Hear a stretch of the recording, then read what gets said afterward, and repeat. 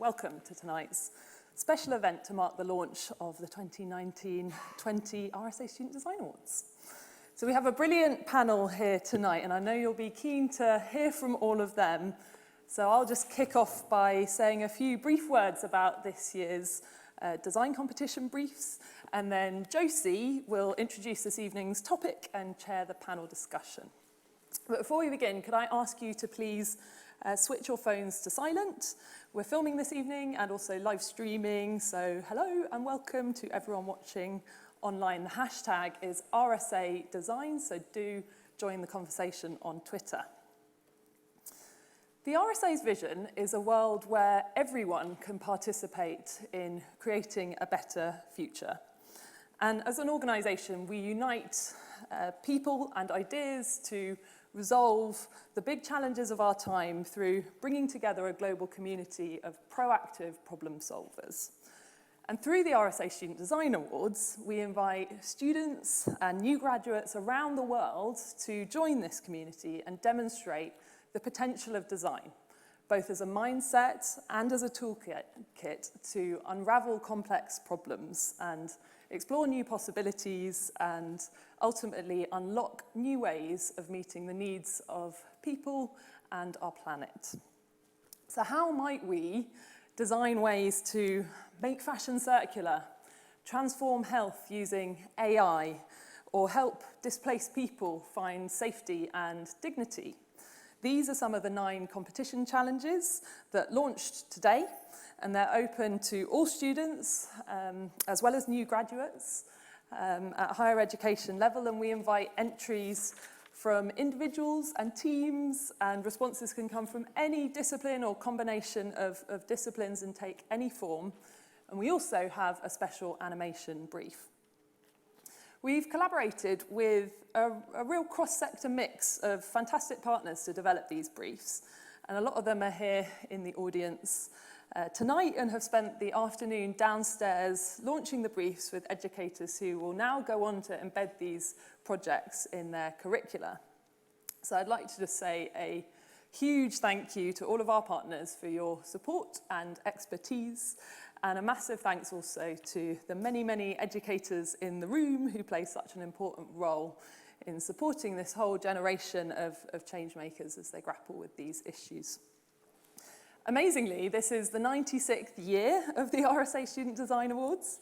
So since 1924, thousands and thousands of impactful people and ideas have emerged through this competition.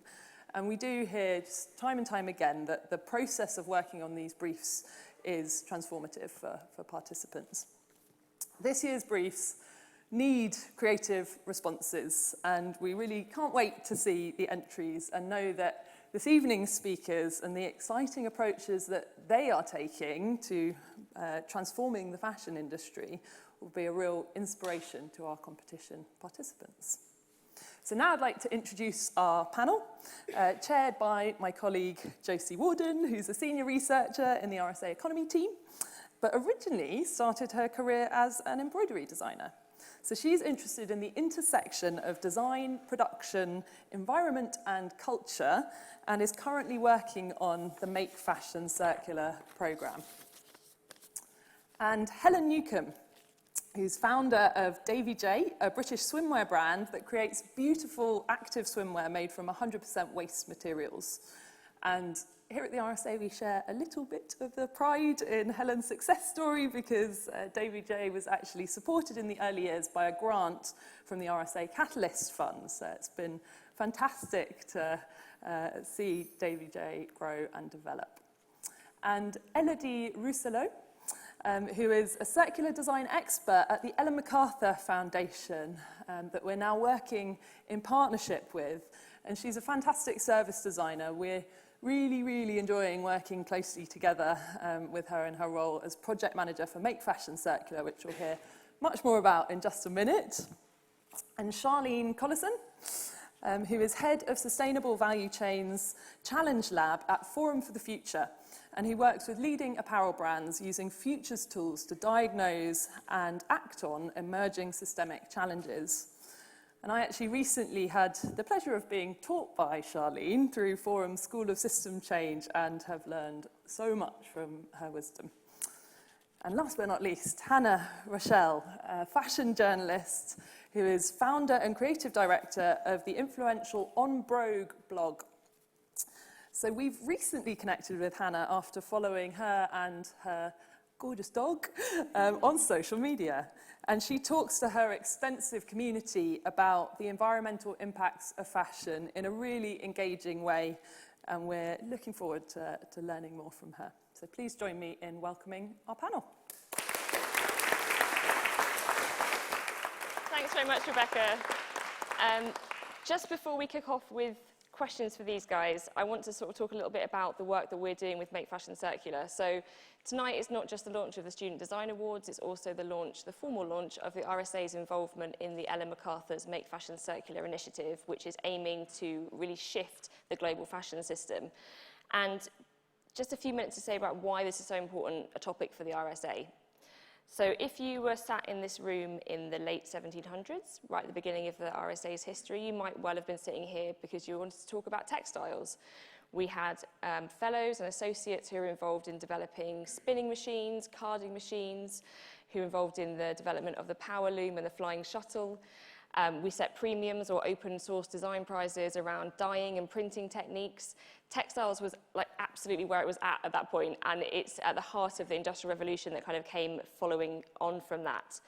And the RSA was at the point where it saw the potential for these industrial developments to really have an important role in shifting and improving social conditions as well. So fast forward to today, and we're sitting here wearing cotton and silk and wool and polyester, and our clothes are made in India or China or Bangladesh.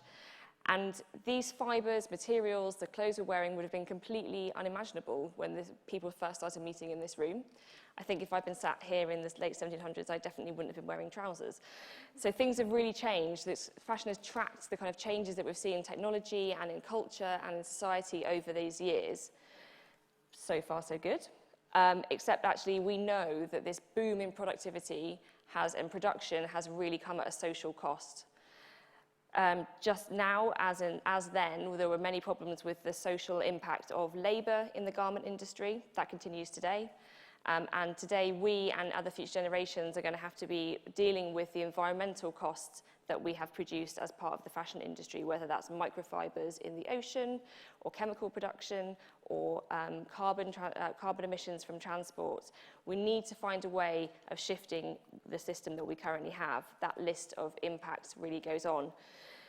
That's because the industry that we've currently got is really based on the idea that we can just keep taking. We can keep taking things and not worry about what happens to resources at the end, but we know that really doesn't work, and we need a fundamental reset in the way that we see resources, the way we make things, and the way they circulate through our society. It needs to be regenerative rather than extractive, which is what we currently have. It's an area that the RSA has worked on before. We're really interested in the circular economy because it provides a model for looking at how we can make this shift to keep things going, keep things flowing around society, and design the system so that happens, so that it's not making tweaks, but really fundamentally thinking about the changes that need to take place. So last year, when the Ellen MacArthur Foundation said they were doing work on fashion, we absolutely jumped at the chance to get involved in the work. They are the foremost organisation working on this issue around the world, and we were really, really excited to get involved.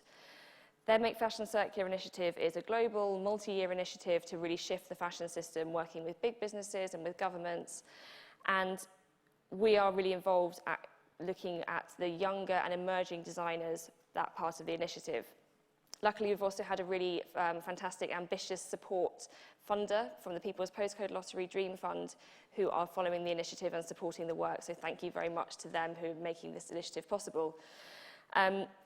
So what's the RSA going to be doing? Well, first of all, the launch today kicks off the first part of the programme, which is running 2 briefs as part of the Student Design Award competitions. The first of them is an open brief around redesigning everyday fashion, and the second is an animation brief in which we're asking students to visualise an audio clip by activist and model Lily Cole around why designers should get involved in circular fashion. We really want to talk to lots of different kinds of designers. As Rebecca talked about, our history and our current mechanism of working is really to bring lots of ideas together, lots of different people. So we don't want to just work with fashion designers, we want to work with all kinds of design disciplines, any kind of problem solver, and think about how they can, when they turn their attention to fashion, what kind of impact we can make together. And we want you guys to be involved too, so you'll obviously have opportunity to talk and ask questions in a second, but you'll also see on your seat, you've got a little piece of paper like this. So throughout the event today, we'd like you to think about what you'd like to know from your clothing and about your clothing, and to fill in that card and give it to us as you leave this room. So that's probably quite enough from me. As you've heard in the introductions, we've got a really amazing group of people here with different perspectives on the fashion industry, and that's kind of building on this sense of needing those different inputs to really shift this system. So let's get on with the panel, and I'm going to kick off with Elodie. First of all, I just gave a little bit of an introduction around Make Fashion Circular, but could you talk a little bit more about why Ellen MacArthur Foundation are focused on fashion, and why you think designers particularly are important for kind of making this transition to a circular economy? For sure. I can start by giving a few stats. Actually, right now, every second, there is a truck full of clothes that is being burned or landfilled. And those clothes are polluting the environment by being trashed, and they have polluted the environment by even being produced. And the fashion industry is currently responsible for 20% of all industrial water pollution. And the carbon footprint of the industry represents the equivalent of all maritime shipping and international flights combined. So right now, the way the fashion industry is functioning is based on taking resources, making product out of those resources, and then trashing them, wasting them. So there is definitely a break, like something broken in this system, and there is a need for a change. And what we believe in the Ellen MacArthur Foundation is that how to change the industry is to shift it towards a more circular economy, where actually waste and pollution is designed out, where the clothes are still kept in use, and where the industry itself helps regenerate the natural ecosystem. So how do we think designers and creative thinkers can help in this mission? Basically, because we think designers and creative thinkers are at the heart of redesigning not only the product themselves, so the clothes, to make them more durable, more easily repairable, or customizable, more easily collectible, or transformed into new clothes. But also we think that service designers, business designers, people, students in fashion business can also rethink the business models beyond selling more new products. So how can we create experiences so that people can still experience fashion as a means to self-expression without having to buy more new clothes. And also we think that designers and creative thinkers in marketing and brand promotion, and editors as well, can help rethink the storyline, the narrative behind fashion, to help create a desire that is not only pushing people to acquire more new stuff, but also to create a desire for pre-loved clothes, or a desire to make the most value out of our clothes.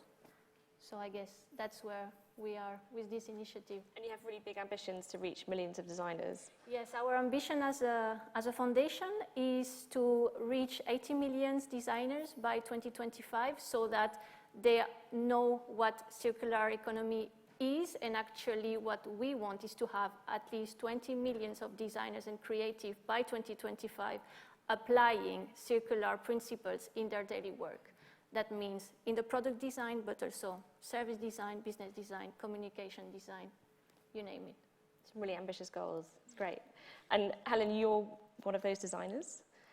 Yeah. Can you tell us a bit more about Davy J and how you've kind of been on that experience of building in those principles to your brand from the beginning? Yeah, absolutely. So Davy J is still very much a startup. It's only been going for 2 years. For those that don't know, we are a women's swimwear brand, built on the principles of a circular economy, a circular brand. So I feel very much that we as a brand are responsible for what we create. And that's everything throughout the supply chain, but also the product. When it eventually reaches the end of its life and our customer has finished with it 3, 5, 10 years down the line, that we still as a brand are responsible for the waste that that product has created. So yeah, 2 years in, growing quickly. It's amazing to see the change we've seen in the kind of fashion world, and particularly the consumer world, about people caring more about sustainability, understanding where their clothes are coming from, valuing the supply chains a lot more. But it's amazing to start to have these conversations on a bigger scale about circularity. I'm an economist by background, very much coming from the circular economy side, and that was the sole reason for me starting the brand, is really to see is this something you can do from the ground level up? Can you build a brand that is fully circular? And we're looking at, so at the moment we use a 100% regenerated nylon yarn in all of our swimsuits, which is made from fishing nets and plastic scraps and waste, regenerated and turned into a nylon yarn that has the exact same properties as virgin nylon, but it's 100% made from waste. But we're also looking to the future of solutions that are perhaps biodegradable, bio-based fabrics, so things like castor oil, instead of using a nylon 6/6, like an oil-based fiber. So it's a really exciting time to be a designer in this space. Yeah, how have you found those constraints kind of affecting your creativity? I don't see it as a constraint. It's a design challenge, and it's not just a style design challenge. It is a design challenge from all angles. So durability, we absolutely look at, first and foremost, our swimsuits should be built to last. So they're double lined, they use a high chlorine and saltwater resistant material and rubber. Looking at other swimsuits that do deteriorate, which parts of the swimsuit deteriorates first? How can you combat that? So I don't see it as a bad challenge. It's what all designers want, really, is a brief. And our brief includes circularity, sustainability, as well as style. Great. And so you're coming from an economics background into fashion, Yeah. whereas Hannah, you've had a really extensive career in the industry. Yeah. How has your career evolved, and how have you seen the industry change and take on these ideas around circular economy? I actually think that the industry has been a bit slow to take on the ideas. I've been a fashion journalist for 12 years, but I don't really do that anymore. I now write for sustainable fashion brands. I create content for them and sustainable platforms, and then I have my own Instagram and blog as well where I talk about it, because I felt like that I had a lot to say and I didn't believe in the things that I was being asked to write about anymore. So writing about trends you need now and using really emotive language that makes people think that they've got to keep up with fashion, and it just didn't work for me anymore. So now I tend to write about, on my own platforms at least, I write about buying for longevity. I don't write about trends. I write about stuff that you'll keep in your wardrobe for years. I talk about fabrication because I think that people are becoming much more aware of what their clothes are made from, but it can be very confusing sometimes, when is viscose good, when is viscose bad. And I found that because I do a lot of this on Instagram, that my audience is incredibly engaged, and I can talk to them very, very directly about what it is that they're worried about and what they're thinking about. But yeah, definitely, I think this Fashion Week just gone, that everybody's stepped up their game because the consumer is a step ahead of the industry. Yeah, so you feel like that's why it's been slow to act, because knowledge about concerns about supply chain or about impact on water pollution such has been around. It's not happened in the last year. We've known about it for a long time. No. Do you feel like it's because the consumer has Yeah, taken an interest? It's a demand thing from the consumer, definitely, in terms of things like the campaigns of who made my clothes, and they are asking these questions to brands and they can't always give them answers. So for that reason, I've started also asking questions of brands, and if they can't give me answers, I won't promote them anymore. I'm not shopping anymore. That's for a year for the moment, and then if I do start shopping again, it will be from lovely sustainable brands like this that I can guarantee a traceability in the supply chain and that kind of thing. But it's definitely, yeah, it's consumer driven, and publications are having to catch up, for sure. That's really interesting, I guess, thinking about, Charlene, your work around how brands have, understanding that brands have maybe been behind the curve and not knowing where the consumers are going. You've been looking a lot at the kind of potential futures and scenarios that fashion might go towards. How have you found that as a kind of useful tool for helping brands and consumers to understand what might happen next? Sure. I think firstly, when we look at the future of fashion and try to understand what fashion might be like in, say, 10 years' time, we can't just look at fashion because the future, just like the present, is made up of a whole series of interconnected trends that are working with and against and alongside one another. So when we think about fashion, we also have to think about food because it's using the same land that we use to grow a lot of the crops like cotton and viscose. We need to think about climate change and biodiversity and what that's going to mean for what land has to be used for and what's going to be happening in society, and a whole range of other factors. And that's why when we look at how do you address a complex problem, it's really important not just to start with the problem now, but to see what's already happening that might shape the future. So I wanted to share just a couple of slides. Yeah. This is the clicker, I think. So we, at Forum for the Future, which is a sustainability nonprofit, we use futures as a way of exploring what needs to happen and what are the different areas where we can work on individually and together to create change. And so we started with a question, what will people be wearing in 10 years' time? And if you look at the trends that are happening now, you can see, for example, a real resurgence towards natural fibers. There have been over 50 companies that have made a commitment to source 100% sustainable cotton by 2025. There's an increased interest in recycled cotton and, really natural fibers that are, very comfortable and familiar to us. But there are also some trends. I think a little bit of an extreme one. This image on my left, which is a project developed by MIT for interplanetary space travel. This is actually something that you would wear that creates algae, that creates oxygen that you can use to breathe in space. And we see a lot of really interesting technologies beginning to shape the way fashion might work. And so fashion may also develop in a very high-tech sort of way. So with these very interesting polarities, we developed, together with the London College for Sustainable Fashion, a set of 4 scenarios that looked at different extreme directions for where fashion might go. And I'm just going to very briefly outline what these are. This is actually a whole resource and toolkit, which is partly designed for students, so you can download and use this free. But one direction we might go into is through the awareness that we can't continue using the resources that fashion is using, in the way that's already been described. Then we have a living with less scenario where we slow down, we make things last longer, we repurpose our garments, we recycle our garments to be made into other garments, and so we decrease the impact of the fashion industry dramatically. But that's a major, major cultural change. Another scenario, which we've called hyperhype, is the super high-tech scenario where fashion continues to speed up. In fact, it gets faster and faster because of the possibilities of new technology and digital printing and new types of alternative fabrics.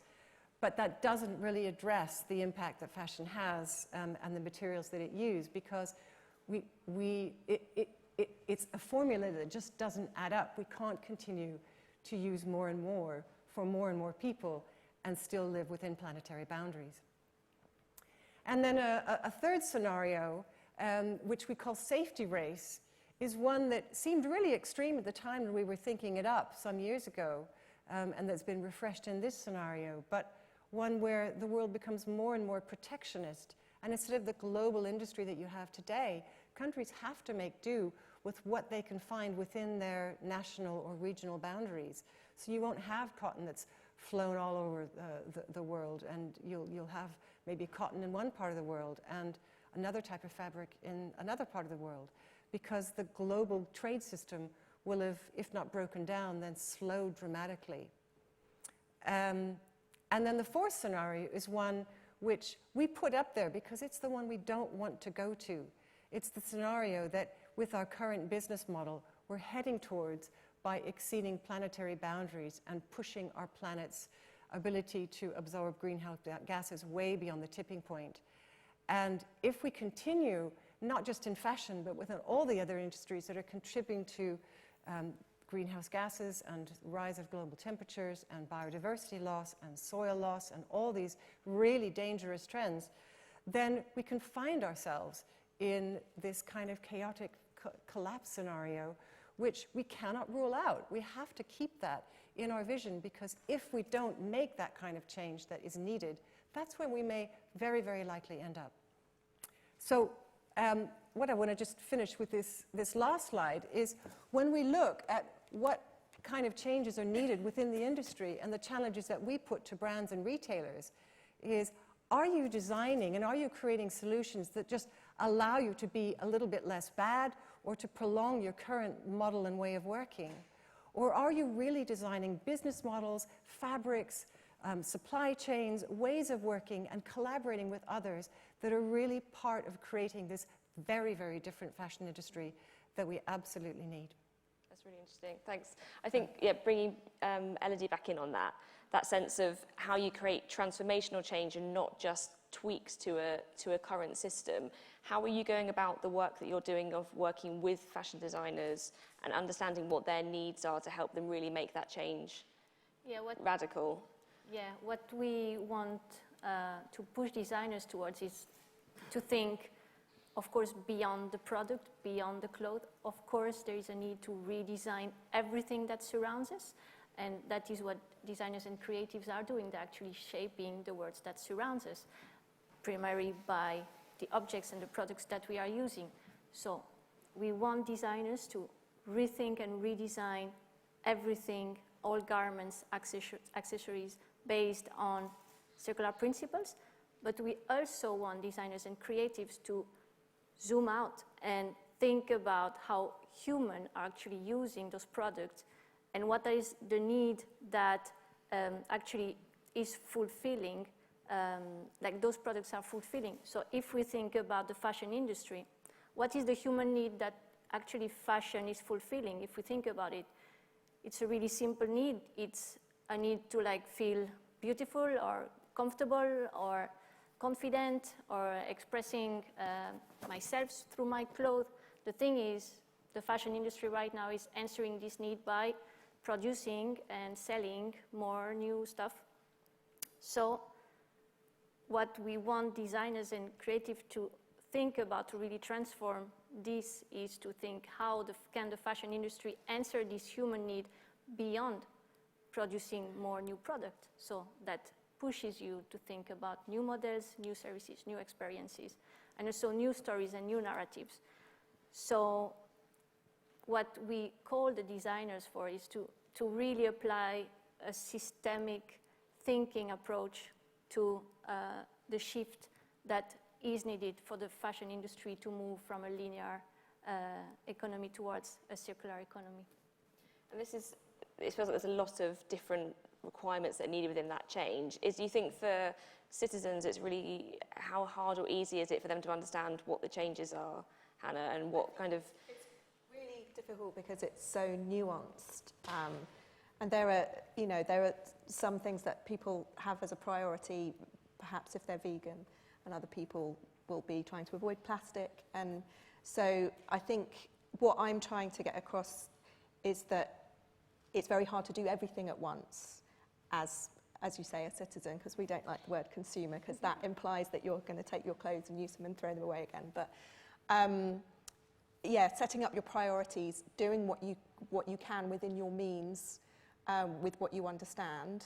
But the onus shouldn't be solely, obviously, on consumers and citizens to do all of this, which is why it's wonderful that we have people like you doing what you're doing. But yeah, it's a really difficult conversation, basically. Yeah. What role do you think the media, whether that's traditional media or new social media platforms, and people involved in them, what kind of role do you think they have in being that translator between, can they still be, because I feel like magazines were such the gatekeeper of fashion and stuff. I honestly think that the whole system has to change if we're to see a real difference. You can't keep pushing new things every 6 months on the catwalks in magazines, constantly making people feel that they have to go and buy something new all the time. It's just not a sustainable, no pun intended, way of looking at it and writing about it and speaking about it. And what I'm trying to do, and I know there are a lot of my contemporaries are trying to do as well, is change the conversation around fashion and change the way that we speak about clothing. And I prefer to use the word style now, for example, rather than fashion, because for me, fashion implies that it's newness, newness, newness all the time, whereas style is more sort of something that is timeless and ageless, and your wardrobe can be stylish no matter how long you've had your clothes. So, yeah, I think that's really interesting. That language point is really interesting in fashion, that fashion is about trends, but we apply it to clothing. We don't even call it clothing, we call it fashion. There's those kind of labels that are associated with it. Yeah. Helen, with the work you're doing with Day, how do you kind of deal with that, the sort of challenge between maybe newness versus something that's more ongoing and continual, but how do you build your relationship with your customers as well so they understand what you're trying to achieve? I mean, that marketing and the relationship with media is one of the hardest parts about building, particularly when you go beyond being, a tick box sustainable brand to being a brand that's really built on principles of which are much more than just a certain type of fabric, but about end of life. And there's so much depth to it that is so difficult to articulate, both from a media perspective, what people want to write about. They want the top 10 sustainable swimwear brands of the summer. They don't really want to know what goes into each of them. They just want a list. But also for ourselves, how we communicate that to the people on our website. How much do they want to know? How much do they understand it? If we go into the technical details, are people going to get lost? Or do they actually want that information? And we're using a lot of technology, or looking at ways to use technology so people can opt in and opt out of that information if they want to know more. So platforms like Provenance, that you can use your phone and use your app to find out kind of all the various steps in the supply chain. Or if you're not interested, you don't have to be bombarded with that information. It's a challenge. It's a really big challenge at the moment. Because at the moment, a lot of brands, you're either sustainable or you're not. It's like it's a binary. You've ticked the box or you haven't. And actually, when you get under the skin, there's so much more to it than that. Yeah, that's what you're talking about that kind of radical change rather than just small tweaks, whether it's a new material here or using paper bags there, that kind of real systems change level of work. When you were doing the research for this work, how did brands react to sort of seeing those scenarios, and do you feel like they're ready to make some of those more radical changes, and what's kind of going to help them get towards that? Yeah, a lot of them are, and a lot of the brands, some of the brands that participated in this or that I work with are really ambitious for change, and it's hard. It's really hard because they're trying to be not only be as sustainable in their own way of working, but they're trying to play a role in changing the system. But the system, can be very resistant to change, and these brands also have to, make a profit while they're trying to change. I think it's interesting that some of the really the leading brands in sustainability are some of the luxury brands, partly because they have the profit margins that enable them to do that. But I think we've seen some really inspiring collaborations. The Fashion Pact, some of the collaborations across different fashion brands that were announced at the recent G7 summit. Fashion companies that participate in initiatives that I lead, for example, Cotton 2040, where companies are working together to see how they create systemic changes in cotton. But one of the dilemmas that constantly comes up is a certain group of brands feel that they're really leading the way and they're doing the work to create that change within the system. But customers aren't necessarily recognizing it or asking for it. So there's a chicken and egg conversation constantly where new brands that perhaps aren't leading say, well, should I make the investment and take the risk to shift to 100% sustainable, cotton or whatever material we're talking about? even if the customers aren't asking for it. And of course they should, they have to. But that won't necessarily now result in better profits. And so that's why we use futures in a way to see, well, look at what's next on the horizon, and you can see why, even if you can't necessarily see the business case for it today, you will certainly see it in 5 or 10 years' time, simply because of all these trends that we can really see the direction they're headed in now. Could you say a little bit more about the kind of practice of futures and how that's used and why you think it's a good tool, particularly, say, for younger designers to think about what might come down the line? Yeah, well, I've been a futurist for a very long time, and paradoxically, a lot of futures discipline actually came out of Shell. So, you know, unsustainable industries can contribute in other ways. And they developed a methodology for thinking about oil exploration and oil availability, and many of the early futurists came out of that school of thought. So it's a fairly recent discipline. If you were to say, you know, 20, 30 years, it's probably still relatively recent.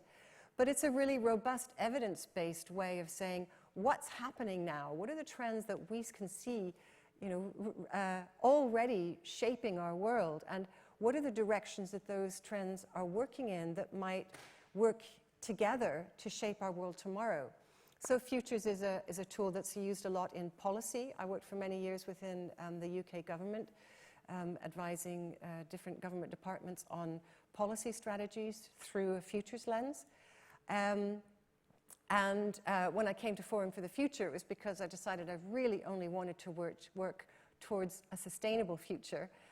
So we use futures to look at the futures of different industries and help companies understand how to make themselves resilient as they work on not only how do I make myself more sustainable, but what are some of the different directions that the future might go in, and how do I begin to plan across that, so that, you know, if I'm only planning for a future where fashion gets, say, faster and faster, I'm also addressing a blind spot that I might have, as some very significant companies are now starting to look at, in a very serious way, at repurposing, or, you know, new business models are coming in, like, you know, rental fashion, that actually, you know, it's another kind of circularity as you reuse a garment in different ways, and that's actually changing the business model of, you know, traditional brands and retailers. So that's some of the ways that futures can work. It's probably a longer talk to give a whole overview of as a methodology, but it's a robust way of thinking about what you need to do, because you're looking across the field of possibilities for tomorrow. And then in terms of kind of, if we're thinking about trying to shift this big system, I'm just wondering where each of you think the power sits in the system at the moment. Like, if you could have the ear of anyone within or around the fashion system and kind of persuade them that this is the future, who do you think are the people that need to be most influenced? Do you want to go first? I can go first. I guess my answer would be the CEOs. Of fashion brands? Of fashion brands. But if there is a good news about the future of fashion is, I think, as Charlene was mentioning, there is a shift of conversation, and that making a change in the fashion industry to make it more sustainable is actually shifting from the sustainability department towards being actually a CEO level conversation, which was shown in the Fashion Pact presented at the G7. So it really indicates that there is already like CEO level interest, reflections, and action plans that are starting to be put in place to make a change. So yeah, this would be my answer. For me, it would be the organisers of fashion weeks to look at doing them less frequently, to possibly look at only allowing people to show at fashion weeks if they hit certain criteria to do with sustainability. I just think that would send such a strong message rather than it being on the sidelines of Fashion Week, like the Green Carpet Fashion Awards at Milan, which were amazing, and London did a lot as well, but to make it the forefront of the discussion, I think that would be amazing. Oh, also a side note, I'm wearing a rented dress. I did London Fashion Week last year, and I must say, I was really surprised by how little the sustainability aspect was. It was really a very much an add-on, and you know, there were a couple of brands that had this little sticker that said positive fashion, and that was kind of woo. That's about it, which amazed me. Pretty because ambitious, it's London, yeah. you know, this is London Fashion Week, and everyone was talking about sustainability. You know, these last few years, it's been everything everyone's talking about. So for such a big British fashion event to not be really showcasing that surprised me. I think this year's been a bit better. But could still go further. I think that making them not every 6 months would be huge. And not giving away, you know, tiny plastic bottles at the same time for everyone. You know, Yeah. it would be an add-on. Yeah. In terms of my answer to that, it would be completely different as a brand, because the biggest people we would say make a difference is someone like one of the big influencers. If you could get Kim Kardashian talking all about sustainability, I think you'd quickly see the media talking about sustainability a lot more. You'd see all the other influencers following. You know, influencers have changed the marketing message and the kind of marketing world we live in. So for a small startup brand, they are some of the biggest voices you can find. So if you can get, and there are more of them, but if you can get some of the big guys talking about it, I mean, just blow it out of the water for brands like us. I would just add, I have two answers to that question. One is that no matter how powerful you are, no single actor can change a system on their own. So, you know, yes, CEOs have a tremendous amount of power, but they're often pointing the finger in a different direction. And that's why collaborative systems change is so important. But I would also say, increasingly, we're looking at the investment community as a driver of change, because there is action beginning to happen at CEO level and at a consumer level and at the media level. And, you know, something is beginning to happen. But a lot of the underlying business decisions are driven by investors. So they're a new audience that we're starting to focus on and say, you know, how can they start to prioritize, you know, for example, sustainable sourcing or circular principles in ESG reporting, and see, you know, how does that change the underlying business model? Because if the business model doesn't change, then the system isn't going to change. That's really key to that, this systemic thinking, circular thinking, of really understanding all the different kind of leverage points and thinking about where you can best intervene and who can intervene in those areas so that people can work together to kind of create that change. Because you've heard there's so many different people involved who need to be involved in kind of making that shift. Great, so I'm going to open to questions from the audience now. If you are going to take, is it okay if I take a couple at a time and then see which of you wants to kind of respond to them? So if there's some roving mics, if anyone wants to ask a question, please pop your hand up. At the front here, and then in the middle row there. Thank you. Thank you. I have a question about, so fashion is a global industry, but what can paying attention to different cultures bring to finding solutions? How could these help to finding solutions? Okay. And then should take the question there as well, please. Does this work? Yeah. Okay. I recently read about inequality, and that talks a lot about status and how we're all so driven by status. And I just wondered if better education about that angle would help. Great, thank you. So firstly, one about looking at global cultural influences and how that might help us. Anyone want to take that one? I can have a go. Yeah. Recently, with the foundation, we went on a trip to actually visit manufacturers and spinning mills in Asia, so Sri Lanka, Bangladesh, and China. And I think in Eastern cultures, based on Buddhism or like Zen philosophy, it's already based on a circle. Everything that exists will go back to Earth and rebirth again, right? So in this sense, this kind of philosophy is actually the base upon which we can actually rethink the fashion industry or any kind of fashion industry. If we actually think that anything that we do, produce, make right now needs to go back to the earth, and because it will help creating, making new product at the end, that is definitely a metaphor that can help shifting more Western culture that don't have this kind of circle philosophy behind. That's really interesting. That sense that, yeah, talking earlier about the way the RSA was set up and the kind of in the kind of culture and society that the Industrial Revolution grew out of, and that's an entirely different way of conceiving of the way the world works and the relationship between things, which I think, yeah, would benefit us hugely in looking at how we think about fashion and the way materials flow through. When you were looking at the research, were you looking at different cultural influences, different parts of the world, or was it trying to look very holistically at the kind of global picture of this issue? The picture was mostly really global, but I could answer that question a little bit touching on the inequality question.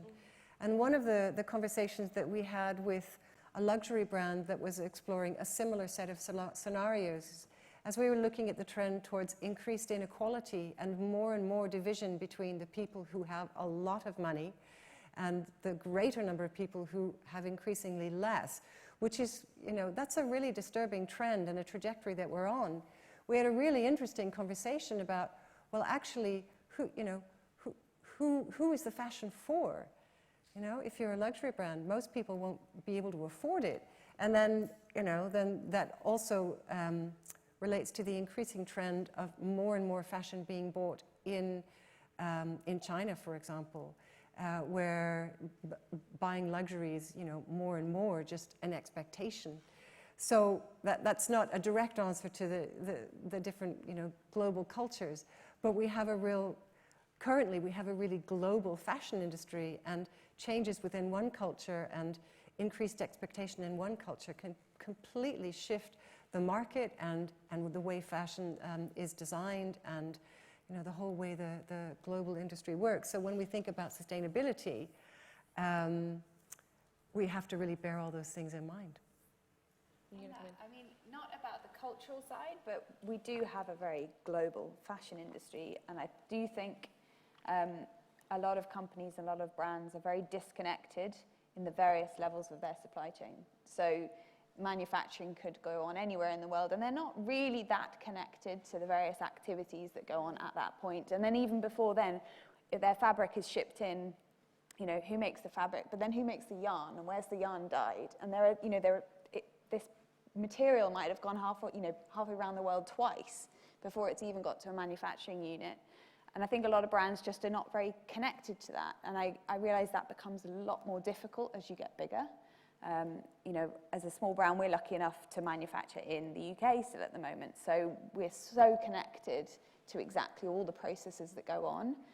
And, that does get harder as you get bigger, but you can't lose track of, if you really want to know the origin of the products you're making, you have to be connected to every stage in that journey, which is so difficult when we have a kind of global fashion industry.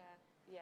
And I think what you were saying before as well about telling the story of what you do with your brand and the different levels that people get involved with that. When you come across brands that are investing in sort of cultures, and if you look at someone like People Tree, who's been doing things brilliantly for a long time, their storytelling becomes so much more rich because they have such wonderful and honest stories to tell about the people who made their clothes and how they made them and how it relates to their culture. So I think that in that regard, that it's very interesting for a very engaged consumer. I guess on that note around status as well, do you feel like, I guess any reflections on generally the kind of role of fashion status, but also do you feel like the interest in where your clothes come from is kind of changing how people talk about their relationship with clothes and the kind of status that's connected to that? Some people, but I think that's in terms of the wider fashion conversation, that's taking a bit more time, to be honest. Certainly when you're talking about big labels and big brands and that kind of status association. Also, being able to be a sustainable shopper is in many ways a real privilege. So I guess status comes into it in that sense as well. It is expensive.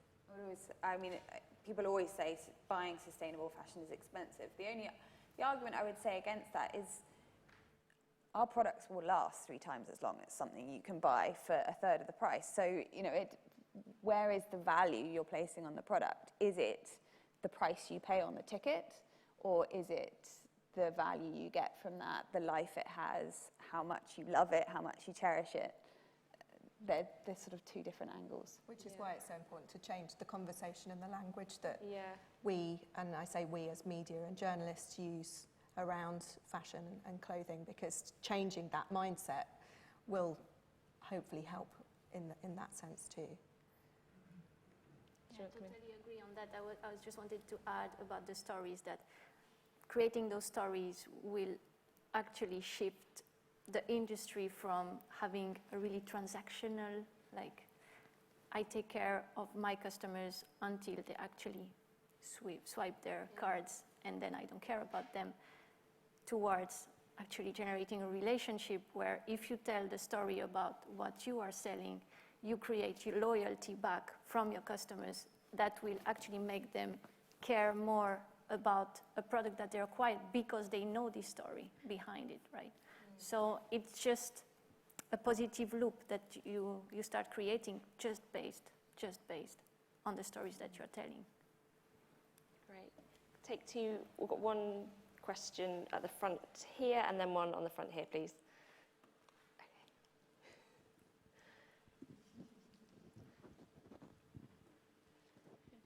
Hi, thank you so much, all of you, for an amazing discussion.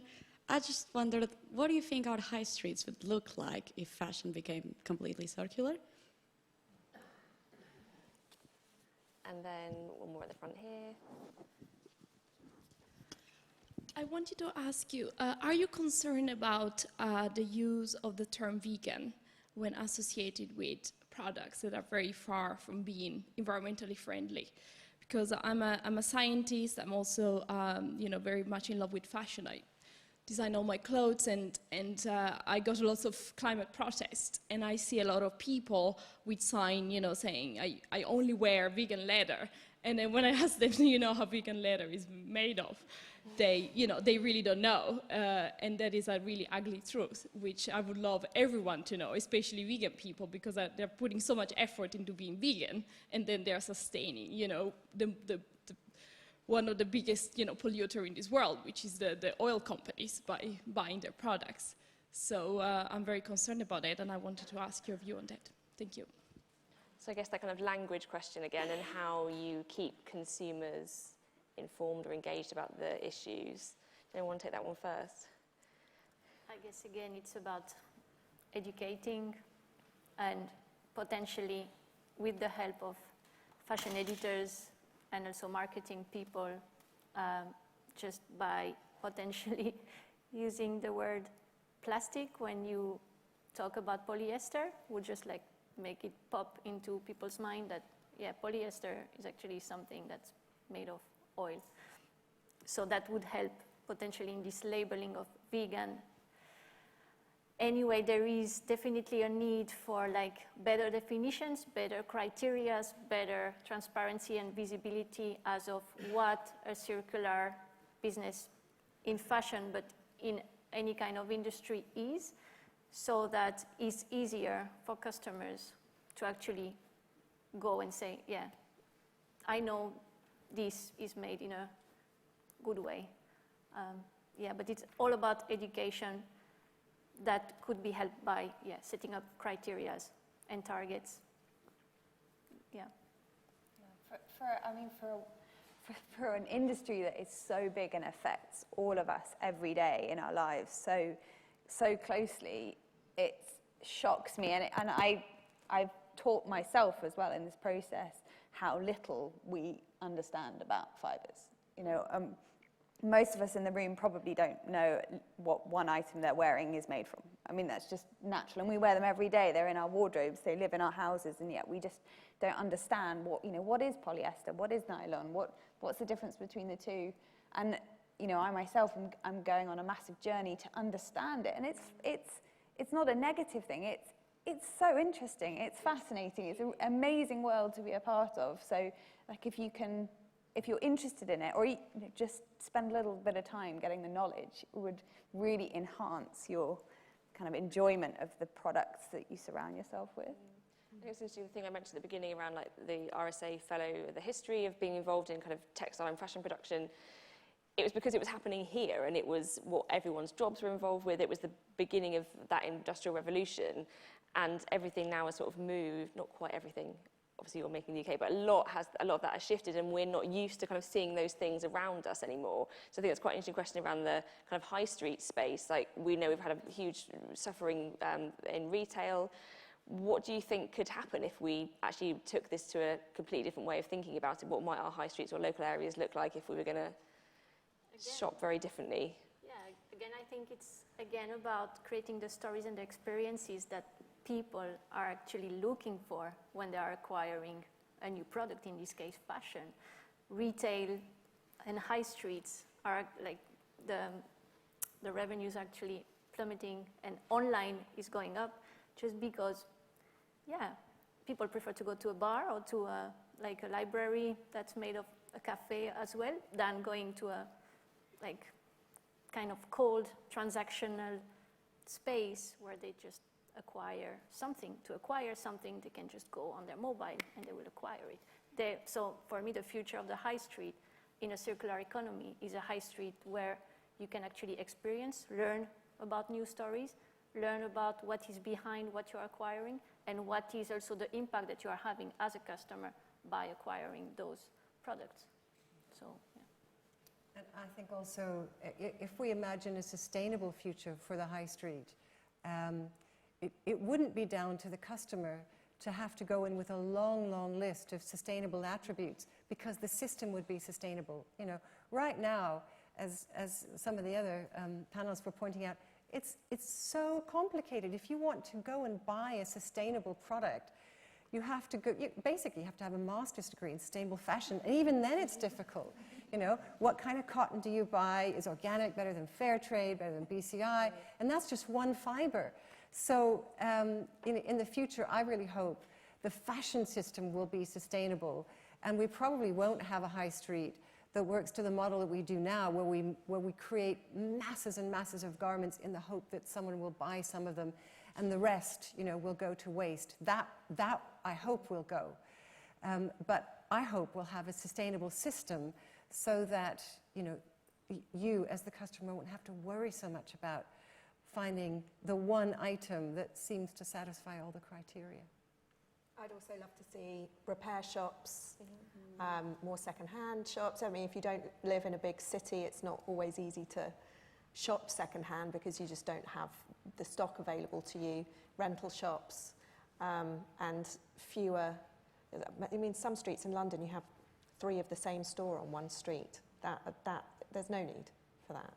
So. Yeah, it's interesting you've kind of put that constraint on yourself of not buying something new for a year, so you're having to look for those different ways of whether it's borrowing things or renting things or just buying second-hand. How have you kind of found that experience?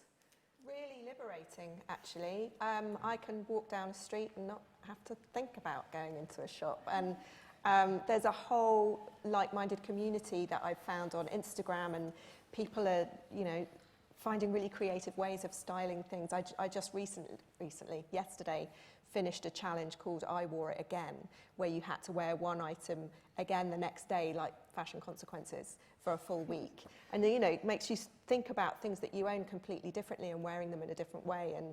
And it's just completely changed my mindset. And I don't think I will ever shop on the high street again unless the system changes. Because that's just not how I want to live anymore. I think that sense of almost going, some of these ideas they're not new ideas. Borrowing things, repairing things, it just seems so crazy that we've moved so far away from that system that seems like not the norm anymore. Mm.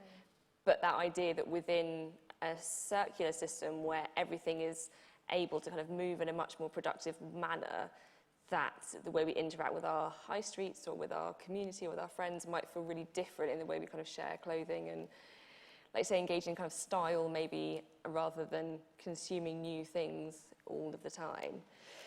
Just to finish off, I'd like to ask you each kind of one thing, if you could kind of do anything now to accelerate this kind of transition, what is it that you would do? And particularly if it's something that you think other people could get involved in doing as well. I'm going to start with Charlene at that end, please. I was hoping you'd start with somebody else. One thing that I would do, well, I would continue the trend for collaborative ventures. So there are some good collaborations already happening, and I would push the ambition of those collaborations further, from doing less bad, or even, you know, not doing bad, to actually putting more back in than we take out, because the way that we have depleted the resources, and, you know, in the model that you've talked about at the beginning, that it's about extracting. We've extracted so much that to be sustainable, we've actually now got to put back. So we've got to be regenerative in our agriculture. We've got to be regenerative in our ways of creating biodiversity or creating viable communities. So I would continue the collaborations, but I would up the level of ambition from do no harm to actually put more back in than you take out. Thanks. You go again next. I would love to see some kind of legislation that would make it so that brands have to have full traceability. And that if they're not showing that, then there's some kind of red flag shows up. Because for the onus to be on consumers to have to find out and ask questions of brands, where did you make your clothes, and they don't even know. I just think that onus should be put somewhere else, and it shouldn't be on the consumer. It's a sort of not a fully formed idea, but that's what I think. No, I think that's a really important place to have an impact. Just to add to what Hannah said, I always thought it's quite interesting when if you stopped referring to sustainable brands as sustainable brands and the rest is just brands, and if you changed it around and said, right, the brands are the sustainable ones and the rest are unsustainable brands, I think like you'd quite quickly see a change, because no one wants to be branded as unsustainable. From my side, I suppose the biggest takeaway is definitely knowledge. You know, I think we don't understand the industry, myself included. There's fantastic stuff going on. There's so many amazing, really exciting innovations going on in the materials and the recycling space. And if we all took a bit of time to kind of absorb that knowledge, even just to look at the labels in our clothing, I think you'd find yourself really passionate and excited about the challenge, rather than, like Charlene says, thinking like, what could I minimize the negatives I have? And actually think, there's some really amazing stories to be told and amazing things to be a part of. Great. Yeah, I was about to say along this line the same thing. Like, as a person, I would like push myself and like invite yourself to actually be curious about what is polyester, because it's actually quite fascinating to deep dive into like the fibers. And I don't come from the fashion industry, so that's clear. So it's been like high learning curve for me, but it's definitely fascinating. So try to, as a person wearing clothes, try to get to learn what you are actually wearing is made of, because this will also push you as a potential designer, because I really think we are all potential designers and creatives, to actually rethink and impact on what is it that we want for the future of the fashion industry. Because by looking at the fibers, it will push you to look at the supply chain, see how this fiber has been grown or produced, see how it has been yarned, spun, created, like produced into a fabric, how this fabric has been woven, knitted, who are actually the people behind producing a jacket. Again, in Bangladesh, when we were in our trip, I think before that trip, I thought clothes were grown on trees or something. I really think I was that stupid, because when I saw actually the assembly chain, the amount of people that are behind one jacket can be between 35 and 50 operations done by, let's say, 20 to 30 people that actually are touching and making all the seams behind every clothes that we are all wearing now. So our clothes are handmade. So just let's start be curious, let's learn about the supply chain, let's learn about what our clothes are made of, so that we can all rethink about the future for the fashion industry. Thanks. It was an absolutely terrific way to end. I'm really sorry if we didn't get to ask your questions, but we'll be going downstairs to the Benjamin Franklin room for some drinks, so do join us down there and continue the conversation. From the RSA's perspective, we would really love it if you know anyone who is a designer or involved in the fashion system or any kind of design to get involved in the Student Design Awards if you think that's applicable to them. But also to keep up with the work that we're doing as part of this programme. I think everyone here has said tonight the importance of lots of different minds and disciplines and people working on this problem, and that's really what we want to be convening as part of this work. So thank you again for joining us this evening. Please come downstairs for a drink and join me in thanking the panellists.